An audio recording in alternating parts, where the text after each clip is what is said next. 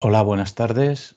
Mi nombre es Francisco Ruiz, soy catedrático en la Escuela Superior de Informática de Ciudad Real, soy informático y voy a contaros un poquito de cómo el manejo de datos es fundamental para enfrentar el problema de una epidemia y en concreto la de COVID y cuáles son algunos datos que no son públicos, que digamos los he obtenido yo a partir de las fuentes públicas. Entonces no entraremos en detalle técnico de informática, tampoco entraremos en detalle técnico de medicina, por supuesto, ni de epidemiología.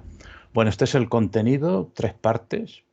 Una primera introducción o fundamentos sobre los datos y cómo se manejan y cómo se mide. Luego aplicaremos esto a la pandemia de COVID, veremos cuáles son las medidas indicadores para medir pandemias y tomar decisiones, cuáles son las fuentes de datos que tenemos sobre COVID-19. Veremos datos obtenidos de esas fuentes en Castilla-La Mancha, a nivel global de España y también de sus autonomías por provincias, algún ejemplo de municipios y de países. Luego sacaremos unas conclusiones. Bueno, lo primero que tenemos que tener en cuenta es que los datos son el elemento primitivo básico. Por ejemplo, un dato es 85 kilos, otro dato es 170 centímetros. Pero claro, eso por sí solo no vale para nada. Cuando los procesamos y les damos un significado en un cierto contexto, con un cierto propósito, pues eso pasa a ser información. Entonces ya decir que Luis pesa 85 kilos o que Luis mide de alto 170 centímetros, eso es información. Y si eso una persona lo tiene en su cabeza y le ayuda a tomar decisiones, por ejemplo, el médico podría saber que con esos datos el índice de masa corporal de Luis es tanto y sabe que Luis tiene sobrepeso. Eso le va a ayudar a tomar decisiones al respecto para tratar a Luis. Bueno, pues eso es conocimiento, ¿eh? Por lo tanto, el conocimiento está dentro de la cabeza de las personas o es explícitamente distribuido entre una organización. ¿Por qué los datos son importantes hoy en día? Bueno, pues porque cada vez más las organizaciones de todo tipo tienen que manejar información de manera creciente y rápida para tomar decisiones muchas veces críticas. Entonces, bueno, pues es frecuente que los responsables de tomar esas decisiones pues tengan una cierta frustración, sientan que dan palos de ciegos. Eso pasa cuando no tienen las herramientas para entender de verdad qué está pasando, cuándo, el dónde, el cómo, el qué, el quién, el por qué, en el tiempo y en la forma adecuada. Afortunadamente, hace ya tiempo que hay herramientas informáticas, hay tecnología, hay métodos de trabajo, etcétera, para poder enfrentar este reto. Por ejemplo, está la tecnología, las herramientas de cuadro de mando y toda la tecnología de manejo de datos, análisis de datos, minería de datos, etcétera. Bueno, hay todo un área en tecnología informática, en herramientas y en métodos de trabajo que ha recibido el nombre de inteligencia de negocio, Business Intelligence, y que básicamente podemos resumir como que es el uso de herramientas, léase informáticas, para consolidar, analizar y dar acceso a extensas cantidades de datos que ayuden a los responsables a tomar mejores decisiones. O sea, son herramientas que nos ayudan a pasar desde esos datos en bruto a convertirlos en información, que esa información la ofrezcamos para que los responsables adquieran el conocimiento y de ahí salgan mejores decisiones. Aquí hay que hacer una matización y es que por negocio no queremos decir ganar dinero, sino el negocio es aquella ocupación, actividad o trabajo que realizo para obtener un cierto beneficio. Por ejemplo, el negocio de una universidad pues es la enseñanza, es la investigación, es la transferencia. Los datos se trabajan a distintos niveles. Entonces, al nivel más básico, abajo, están los datos operativos del día a día. Por ejemplo, en una epidemia, pues serían los datos individuales de cada paciente diagnosticado o ingresado en un hospital o un fallecido. Estos datos se agregan mediante ciertos aspectos o dimensiones, formando lo que se llaman vistas multidimensionales. Por ejemplo, yo puedo analizarlos por periodos de tiempo o los puedo querer analizar por nivel de gravedad, por ejemplo, desde sospechoso o diagnosticado, hospitalizado en UCI o fallecido. Con estos datos agregados yo puedo obtener el valor de indicadores, por ejemplo, pues la tasa de letalidad o de mortalidad o el índice de afectación en una epidemia, y luego estos indicadores a los responsables, pues lo ideal es mostrárselo en forma de unas herramientas visuales, se llaman cuadros de mando, donde suelen, pues por ejemplo, usar metáforas como en los colores de un semáforo para que los responsables, sin conocimientos tecnológicos, pues tengan fácilmente la visión adecuada para tomar las decisiones.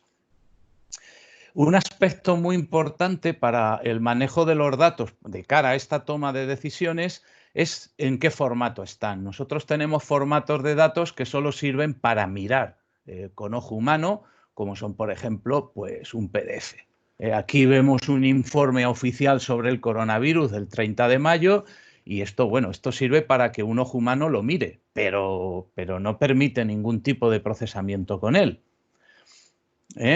Y luego hay datos que sí que sirven para procesar y para consulta.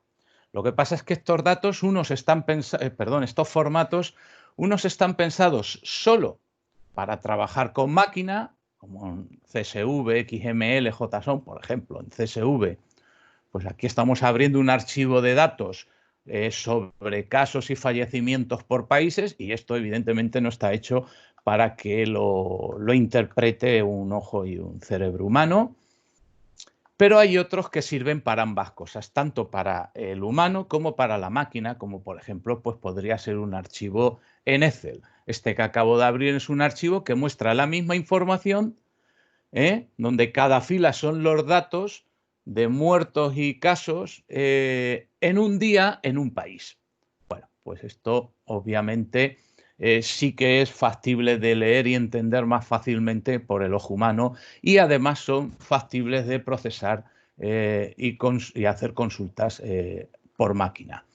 Bien, debo remarcar entonces que los PDFs, por ejemplo, y los documentos que solo sirven para mirar con ojo humano son formatos adecuados para los informes finales que se generen, pero no sirven per se para poder hacer procesamiento, hacer consulta y buscar la información que a uno le interese. Un aspecto importante en un caso de manejo de datos como es el de una pandemia en un país como España, que es un país con reglas democráticas, es el concepto de transparencia, el derecho a la transparencia, al acceso a la información. Ahí hay que decir que el nivel mínimo de transparencia es cuando los datos se facilitan, no todos, solo algunos, y además en un formato en el que solo puedo leer, por ejemplo en PDF, ya que esto no facilita que el ciudadano obtenga la información que le interesa. La máxima transparencia, por el contrario, se obtiene cuando se facilitan todos los datos que haya disponibles en ese momento y en un formato procesable. A esto se le llama datos abiertos. Hay una propuesta internacional de que esto es una especie de filosofía para garantizar el derecho de los ciudadanos a la información y que las administraciones, sobre todo las administraciones, pero también las organizaciones privadas, pues cumplan este principio de datos abiertos. Con esta filosofía, el ciudadano puede obtener la información precisa que le interesa. Por ejemplo, nosotros podríamos averiguar cómo ha evolucionado la cifra de casos en mi provincia en las últimas semanas. A esta respuesta hoy en día en España es imposible de responder porque no existe esta información y mucho menos en datos abiertos. Otro aspecto fundamental de los datos es la estructura. ¿Qué estructura tienen? Esto es parecido a un edificio, una máquina o cualquier otra creación humana, ya que la estructura es determinante en lo que luego después vamos a poder hacer con los datos. La máxima flexibilidad y facilidad para procesar, incluso con herramientas pensadas para usuarios no expertos, como es una hoja de cálculo, se obtiene con una estructura que básicamente consiste en que en cada fila horizontal hay un único valor. Y cada aspecto o dimensión a analizar, por ejemplo, el tiempo o el nivel de gravedad, viene representado por el valor de una columna. Un ejemplo de esto son los datos de COVID-19 que facilita el Centro Europeo para Prevención y Control de Enfermedades, el ECDC.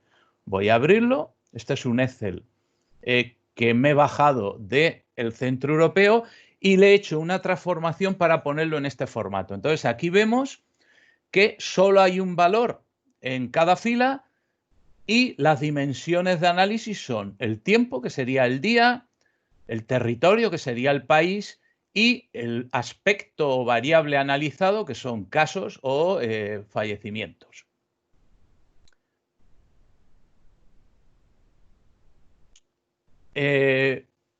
Vamos a hablar un poquito de medir. Medir es muy importante para tomar decisiones correctas. No basta con tener datos. Yo tengo que saber cómo obtener los datos y eso pasa por medir. Ya decía Joseph Stiglitz, Premio Nobel de Economía, que si lo que medimos afecta a lo que hacemos, si medimos una cosa equivocada, pues entonces haremos algo equivocado. ¿Cómo se mide bien? Bueno, pues de manera muy resumida, se mide bien, primero, garantizando que tenemos los datos adecuados en tiempo y forma. Sobre esto hay toda una filosofía, métodos de trabajo, estándares internacionales que se llama calidad de datos. Luego, aplicando una serie de buenas prácticas contrastadas, muchas de ellas vienen de la metrología, de la ciencia del buen medir, y también hay toda una rama ahora avanzada mucho en informática, ya que el manejo de datos es una clave en informática, que se llama gobierno de datos o data governance. Además, es importante que las decisiones se tomen con los indicadores adecuados. Y estos indicadores pues tienen que ser propuestos por los expertos en el problema. Hay varios tipos o clases de medidas. Las directas, que son las que el valor se obtiene actuando de manera directa, por ejemplo, el peso de una persona o la altura de la persona. Son medidas cuantitativas no aptas por sí solas para tomar decisiones. A partir de estas medidas directas se pueden obtener otras medidas indirectas, como es el índice de masa corporal, que depende del peso y de la altura de la persona. Y a partir de estas medidas cuantitativas, directas o indirectas, se construyen indicadores. Por ejemplo, un indicador que en función del valor de IMC, pues nos dice 4 etiquetas cualitativas. Una persona es obesa, tiene sobrepeso, tiene un peso normal o tiene un peso deficitario. Bueno, para eso se usan unos valores umbrales, como por ejemplo aquí vemos que cuando una persona está entre un IMC de 25 y 30, pues tiene sobrepeso. Para un indicador es muy importante tener las medidas directas e indirectas en las que se basa, pero es fundamental también saber cuáles son los valores umbrales adecuados para tomar esas decisiones. Vamos a aplicar todo esto un poquito al tema de la pandemia de COVID-19. Bueno, entonces lo primero es, ¿cuáles son las medidas directas? Bueno, pues las medidas directas hay bastantes, pero por ejemplo, pues las dos más evidentes son el número de casos diagnosticados o detectados y el número de muertes o fallecimientos. A partir de ellas se construyen medidas indirectas. Estas indirectas son las que valen para comparar de verdad entre territorios, porque no puedo comparar dos territorios con 10 muertos. No significa nada si un territorio tiene 1000 habitantes y otro 100 millones. La comparación no valdría para nada. Entonces, estas medidas indirectas, por ejemplo, hay unas que se hacen en base a la población total, como es el índice de afectación, que es el número de casos dividido por población, o la tasa de mortalidad, que es el número de muertes dividido por población. Y otras que se hacen en base a los casos, como es la letalidad, que es el número de muertes dividido por el número de casos. Estas medidas se pueden consultar en distintas publicaciones de expertos, como es esta que pongo aquí, que, bueno, este es un PDF que está disponible si ustedes consultan y se descargan la documentación de la charla. Y luego tenemos indicadores. Los indicadores, por ejemplo, combinando esas medidas indirectas, pues nos dirían que un territorio, por ejemplo, está en zona roja y se requiere un paso atrás en la desescalada, por ejemplo, si el índice de afectación es mayor de 20 casos en la última semana por cada 100.000 habitantes. Por ejemplo, estos indicadores, mientras que los anteriores sí están estandarizados en la bibliografía, estos no están estandarizados. Y de hecho, por ejemplo, en España, pues nunca hemos podido saber cuál es el valor de casos por habitante que determinaba si una provincia está en peligro o va bien o va regular. Las fuentes de datos sobre COVID son muchas, de cada autonomía tiene unas. Las que yo he usado, centrándome en Castilla-La Mancha, en España y en algunos países, pues son de la Consejería de Sanidad, del Tribunal Superior de Justicia, varias que facilita el Instituto de Salud Carlos III, que es el organismo público más competente en esto del Gobierno de España, un ejemplo de la Comunidad de Madrid y el Centro Europeo para Prevención y Control de Enfermedades. En Castilla-La Mancha, la única fuente de datos que existe está en un formato inadecuado. Primero, solo da datos provinciales, no hay datos, por ejemplo, por municipios ni zonas de salud. Son notas de prensa en formato texto que se ponen en la web, además son incompletos, tienen huecos, tienen discontinuidades, han cambiado los criterios. Y bueno, pues si nos vamos a esa web, pues esto es lo único que en Castilla-La Mancha tenemos y en este formato. Con esto no se puede hacer nada, nada más que leerlo. Es por ese motivo que yo, bueno, pues para hacer un poquito de análisis, pues me los he tenido que bajar y ponerlos en un formato, al menos en una tabla Excel, para poder trabajar como es esto de acá. A partir de aquí y con las opciones de tratamiento automático de datos de Business Intelligence que tiene Excel, pues he podido generar algunas informaciones relevantes. Por ejemplo, pues destaca que las provincias más afectadas han sido Ciudad Real y Albacete. Incluso ya adelanto que Ciudad Real es la número 1 en España en muertes y en cambio las menos afectadas son Guadalajara y Toledo. Esto es un poco sorprendente porque justo las más cercanas a Madrid han sido las menos afectadas. Con lo cual está claro que no solo ha venido determinado el impacto de cada provincia por su cercanía o no a Madrid, sino también por otros factores. Además, es relevante el número de muertes en residencias. Bueno, vamos a verlo un poquito. Aquí vemos una tabla con los datos por provincias de Castilla-La Mancha. Hace pocos días vemos que la provincia de Ciudad Real es la que más casos tiene, muy destacada, y la que menos Guadalajara. A Ciudad Real le sigue Toledo. Y en muertes por población, esa sería la tasa de mortalidad, que es por cada 100.000 habitantes, igual que el caso son casos por 100.000 habitantes, pues también Ciudad Real es la primera, si bien la segunda pasa a ser Cuenca. Y también Guadalajara y Toledo son las menos afectadas. Aquí vemos la evolución en forma gráfica de los fallecidos totales, color naranja, y los en centros sociosanitarios. Esto nos permite ver y el dato global de que en la región han fallecido más del 42% en centros sociosanitarios, casi siempre residencias de mayores.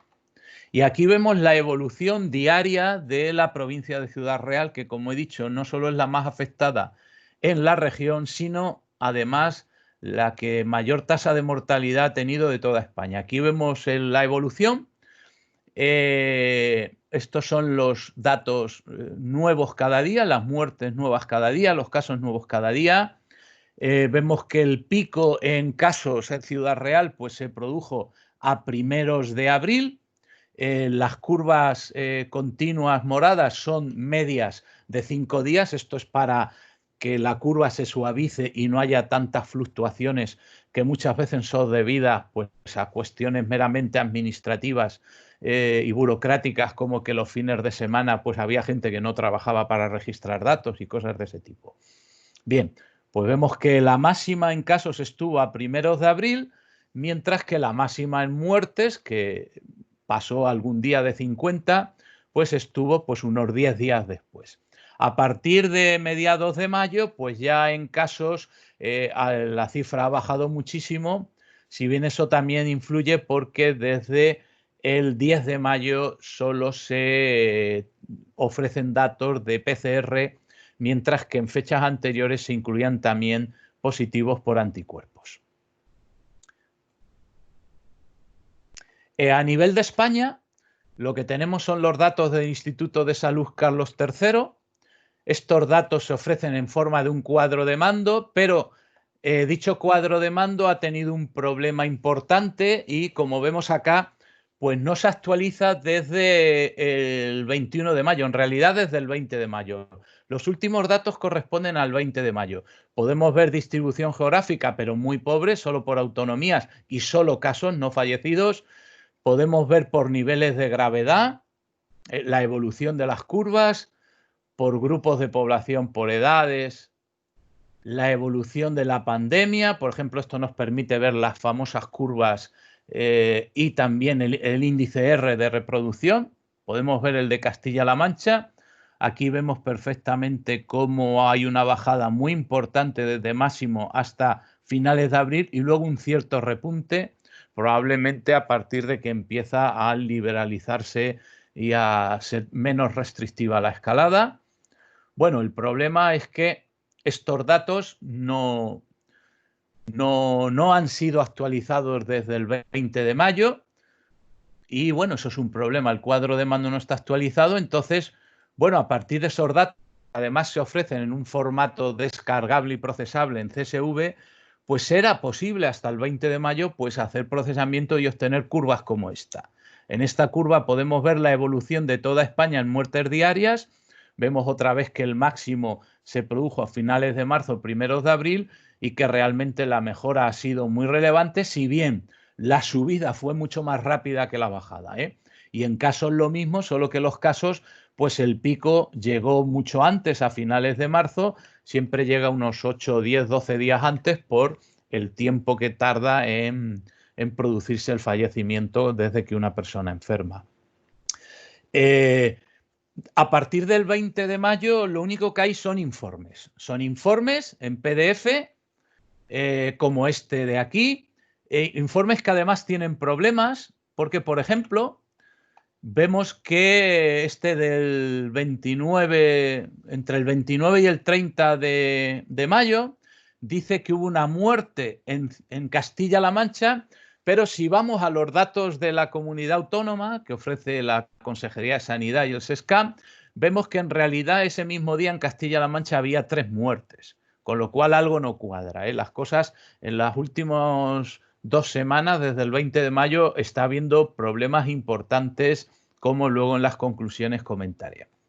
Bueno, a nivel de autonomías, de esos datos que ofrecía el cuadro de mando hasta el 20 de mayo, podemos sacar algunas cosas relevantes. Por ejemplo, que hay unas diferencias muy importantes entre autonomías. La Rioja tiene 10 veces más casos que Canarias, o Castilla-La Mancha ha tenido 20 veces más muertes en proporción a la población que Canarias. Siempre que hablamos comparando territorios son tasas relativas en proporción a la población, para que la comparación sea correcta.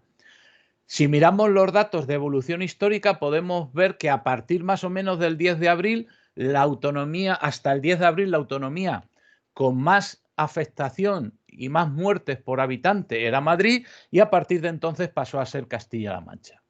Esto podemos ver una tabla resumen del acumulado histórico. Vemos que La Rioja pues tenía 1.282 casos por cada 100.000 habitantes, era la más afectada en casos, mientras que en muertes por población era Castilla-La Mancha con 143 casos por habitante. Por el contrario, Canarias solo tenía 7. Aquí he representado la evolución de las autonomías que tuvieron un pico de más de una muerte diaria por 100.000 habitantes. Vemos que empezó siendo esta de aquí la primera, que es Madrid, llegó al pico a finales de marzo, luego le sucedió La Rioja, luego Castilla-La Mancha, un pico muy anómalo de Navarra, que probablemente fue por una corrección administrativa, y luego desde el 22 de abril ha seguido siendo Castilla-La Mancha la más afectada.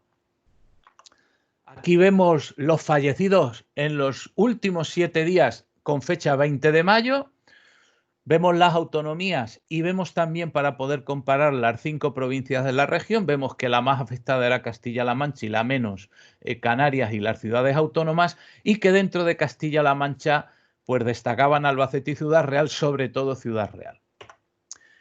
En casos nuevos en 7 días, pues vemos que ahí Castilla-La Mancha era la segunda, le ganaba León, si bien la provincia de Ciudad Real pues estaba por delante de la autonomía de Castilla y León. Otro dato importante son el exceso de mortalidad. En mi opinión, esta información es más fidedigna para conocer la mortalidad que la mortalidad registrada por el Ministerio de Sanidad, y esto se hace comparando los datos de registros civiles de este año con los de años anteriores. Entonces, el resumen es que entre el 9 de marzo y el 29 de mayo hay 43.000 fallecidos más que de media en los años anteriores. La autonomía con más en cifras absolutas es Madrid con 14.000 y la que menos Baleares, que solo ha tenido 149 fallecidos más. Pero en tasa por habitante la más afectada es Castilla-La Mancha, que tiene nada menos que 30 veces más que Canarias. Vamos a ver un poquito esto en forma de tabla detallada.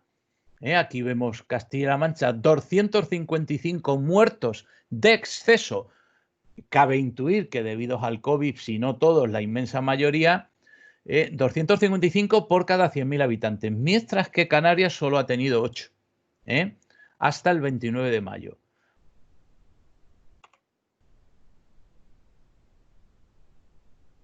Otro dato que podemos conocer son el total de pruebas o test que se han hecho. España tiene una prueba por cada 11,6 habitantes. Donde más se han hecho por habitante es en Castilla y León, que se han hecho 3 veces más que en Andalucía. Castilla-La Mancha no queda mal, queda un 26% por encima de la media del país, si bien teniendo en cuenta que es una de las más afectadas, sobre todo en mortalidad, pues probablemente debería quedar todavía mejor. Aquí vemos los datos detallados de población, los PCR hechos y su ratio por habitante, anticuerpos, las pruebas totales hechas sumando PCR y anticuerpos y el ratio por habitante.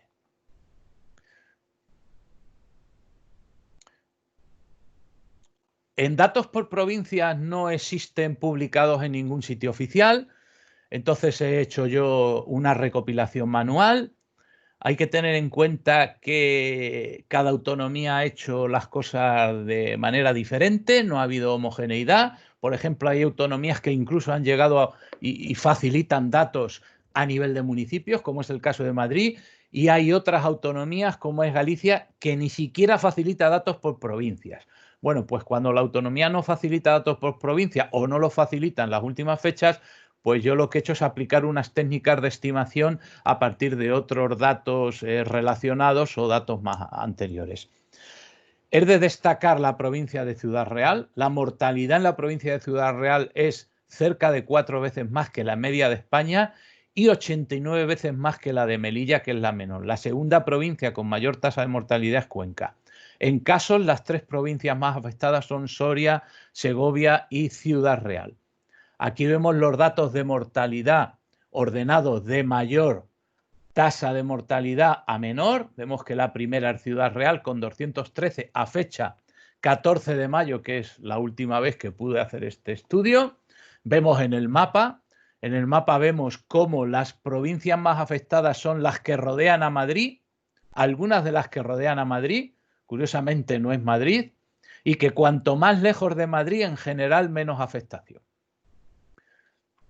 Aquí vemos en casos que es parecido, con algún cambio en el orden. La provincia más afectada de España es Soria, con 2.500, era el 14 de mayo, con 2.553 casos por cada 100.000 habitantes. Ciudad Real era la tercera.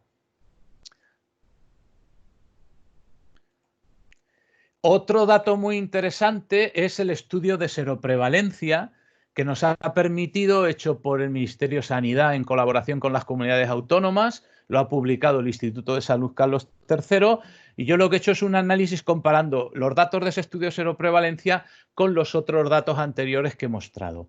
El estudio de seroprevalencia nos dijo que también con fecha 14 de mayo, por eso los datos por provincia eran de esa misma fecha, para que pudiera comparar a igual fecha, solo estaban infectados, o el solo entre comillas, un 5% de los españoles, con lo cual la inmunidad de grupo de rebaño quedaba años luz, porque los expertos dicen que como mínimo tienen que estar infectados el 60%. Por lo tanto, no podíamos seguir sin confinar esperando porque hubiera sido un desastre tremendo. También nos dice que los casos diagnosticados, esos 200 y pico mil, solo son el 11,7% del total de personas realmente infectadas según este estudio. De aquí se deriva que la letalidad real es de 1,2 fallecidos por cada 100 infectados, mientras que la letalidad aparente, si yo comparaba no con los infectados reales, sino con los diagnosticados, era 10 veces más. La letalidad real oscila por provincias. Curiosamente, este estudio se ha hecho por provincias, mientras que luego los demás datos del Ministerio y del Instituto de Salud Carlos III los dan por autonomía. Otra incoherencia en este caso a nivel de cuál es el nivel de agregación territorial que yo trabajo. Bueno, pues la provincia con una letalidad real más alta no es ya Ciudad Real, pasa a ser La Rioja con un 3,3% y la más baja Melilla con un 0,1%. Ciudad Real es la primera en Castilla-La Mancha con un 1,9%, seguida de Toledo con un 1,2%. Aquí vemos el documento con todos los datos detallados, los casos reales, los casos realmente diagnosticados o probados, la eficacia real en detectar. Solo se han detectado el 11,7% de los casos que con este estudio se salió que había realmente infectados, la mortalidad y la letalidad real y la letalidad aparente, como acabamos de contar. Y aquí hay un análisis que hice muy interesante y es comparar la tasa o ratio de muerte en vertical con el porcentaje de población afectada. Cabía inferir que cuanto más porcentaje de población salió afectada en el estudio de seroprevalencia, más tasa de mortalidad tenía que haber. Y efectivamente en general es así. Y eso es lo que representa esta línea recta que va subiendo su pendiente. A mayor porcentaje de población infectada, mayor tasa de mortalidad. Pero hay alguna excepción muy llamativa, sobre todo el caso de Ciudad Real. Esto significa, está muy lejos de la recta, significa que la tasa de mortalidad de Ciudad Real es casi el doble de la que debería ser para su porcentaje de población afectada. Vemos Albacete y Madrid tienen un poquito más población afectada y en cambio su tasa de mortalidad es solo un poquito más de la mitad que la de Ciudad Real. Esto es similar, pero el ratio de la tasa de afectados comparado con el porcentaje de población. También, como cabía intuir, es creciente. A mayor porcentaje de población infectada, según el estudio de seroprevalencia, más proporción de casos diagnosticados. El Tribunal Superior de Justicia de Castilla-La Mancha hizo un estudio comparando la mortalidad de los registros civiles de este año, igual que hacen los informes MOMO del Instituto de Salud Carlos III, con los datos de años anteriores. Pero claro, este lo ha hecho por provincia, mientras que los informes MOMO solo dan datos de autonomía. Y además ha dado también datos de capitales. Aquí vemos los totales, la tasa de mortalidad adicional, vemos que coincide con el informe MOMO, es que Ciudad Real es la primera. Hay alguna pequeña diferencia, pero esto está hecho de una manera no sistemática y no rigurosa como los informes MOMO. Hay que decirlo, además ha usado datos mensuales y tienen algunas inconsistencias, con lo cual yo esto lo tomaría con mucha precaución. Por ejemplo, en alguna capital de provincia sale que el exceso es mayor que el total de la provincia, lo cual es sencillamente imposible de que ocurriera. ¿Existen datos por municipios? Sí, pero solo se conocen en algunas autonomías. En Castilla-La Mancha no, pero en algunas autonomías. Y es una pena porque estos datos por municipios o por zonas de salud serían muy útiles, especialmente en la etapa de desescalada en la que estamos ahora, para acotar los focos de contagio. Bueno, pues en algunas autonomías sí hay. Por ejemplo, la de Madrid tiene un cuadro de mando, tiene una web y en la cual nosotros podemos descargarnos tablas con los datos por municipios, pero también los podemos ver en forma de mapa, donde yo puedo irme al mapa y ver un municipio concreto, pues por ejemplo este municipio, pues sus datos. En países, yo la fuente de datos que facilita información de manera más a la vez fidedigna y a la vez más actualizada y en formato adecuado, pues es el Centro Europeo para Prevención y Control de Enfermedades, el ECDC. De los datos que ofrece el ECDC hasta hoy, pues estas son algunas de las conclusiones principales. Es que los principales países afectados en este momento, en los últimos días, son Chile y Perú, y en Europa, a nivel mundial, y en Europa, Bielorrusia y Rusia, tasa de afectación relativa por población. En Asia está habiendo repuntes fuertes en Singapur y en algunos países de Oriente Medio. Las tasas más altas acumuladas por habitante en muertes la tiene Bélgica y en casos Singapur. La tasa de mortalidad más reciente en Europa la tiene Suecia. Hay gente que dice que esto es porque Suecia no ha hecho casi confinamiento. Lleva ya varias semanas liderando esta tasa de mortalidad. Estados Unidos ya ha superado a España en casos acumulados por habitante. Por supuesto, en casos absolutos, pues de lejos, pues España tiene 200 y algo mil y Estados Unidos tiene camino de 2 millones. Y los países con más muertes diarias han sido secuencia temporal. Primero fue China, muertes diarias en cifras absolutas. Primero fue China, luego le relevó Italia, luego España 2 o 3 días, muy poquitos días, rápidamente la superó Estados Unidos, que ha estado muchísimo tiempo, y desde hace unos pocos días Brasil. Aquí vemos los datos más elaborados. Por ejemplo, en los últimos 7 días, hasta 30 de mayo, pues la tasa de mortalidad por 100.000 habitantes, vemos que lidera Suecia, luego Brasil y luego Perú. España ya no aparece. La tasa de afectación casos también en los últimos 7 días por 100.000 habitantes. Vemos que los dos países más afectados son Chile y Perú, y en Europa Bielorrusia. Aquí vemos el equivalente, pero acumulados históricos. En acumulados históricos sí que aparece España como el segundo país con más muertes por habitante después de Bélgica, y también el tercero con más casos por habitante después de Singapur y Estados Unidos. Y aquí vemos en una gráfica la evolución de las muertes diarias, donde se ve perfectamente cómo a partir del 9 de marzo empieza a tomar mucha fuerza Italia, luego la releva España unos pocos días, rápidamente en muertes nos supera Estados Unidos, hasta que muy recientemente pues lo supera Brasil. Algunos países europeos también tienen tasas muy fuertes, como es primero Francia y luego el Reino Unido, y últimamente pues también unas cifras de muertes altas en México.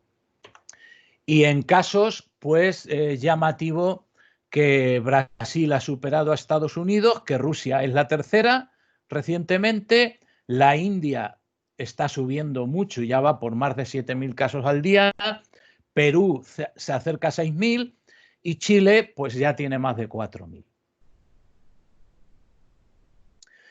En cuanto a la evolución, pues al principio los países más afectados, si bien con tasas bajas, fueron países asiáticos.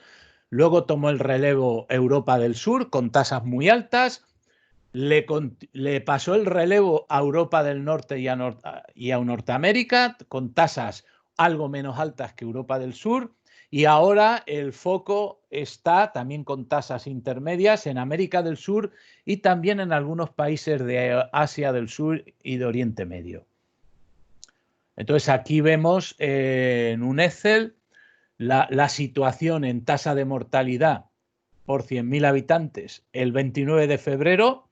El país que más tenía era Irán, Italia, China, pero muy poco. El 31 de marzo ya estábamos España e Italia con tasa de más de 1 millón, de más de un muerto por 100.000 habitantes. El 30 de abril ya era Bélgica y algunos países del norte de Europa. España era el quinto. Mientras que el 30 de mayo pues ya es Suecia, y empiezan a entrar en juego en primeras posiciones países de América del Sur, sobre todo, y Estados Unidos y demás. Bien, también hay datos de test que están recopilados en una web que se llama Worldometer en esta dirección, y esta web nos ofrece datos por países actualizados, recopilando de los datos que publica cada país, y lo más relevante es que España es uno de los países que más test hace por habitante, y entre los países con más de 10 millones o más de 30 millones es el país del mundo que más test hace, seguido de Rusia. Esto con fecha de 30 de mayo. Bueno, como ven, hemos compartido muchos datos. Algunas conclusiones, pues que combatir una pandemia como la de COVID-19 de forma ágil y efectiva requiere disponer en tiempo y forma de muchos datos, y que para ello es necesario un adecuado sistema de información. El sistema de información incluye personas de distintas especialidades, protocolos, normas de funcionamiento y, por supuesto, herramientas tecnológicas, herramientas informáticas. En Castilla-La Mancha y en España hemos tenido problemas importantes con la gestión de los datos sobre el COVID-19. Han sido incompletos, muy poco detalle territorial, hay ruptura en las series a lo largo del tiempo, se cambia de criterios, con lo cual ya no puedo comparar unos territorios con otros, unas fechas con otras, y el formato no ha sido procesable, no se ha seguido los principios de datos abiertos. El resultado, información escasa y con inconsistencias y errores. Y si quieren profundizar en esto, justo ayer en la newsletter del diario El País de Kiko Llaneras publicó un artículo muy interesante que está en esta dirección, se puede consultar públicamente, con 15 problemas que ha habido en España en el manejo de datos de COVID-19. Bueno, esto es todo por mi parte, muchas gracias. Si quieren acceder a esta presentación y a todos los documentos, hojas de cálculo, PDF, gráficos, tablas, pueden descargarlos en esta dirección, y sin más me despido. Adiós.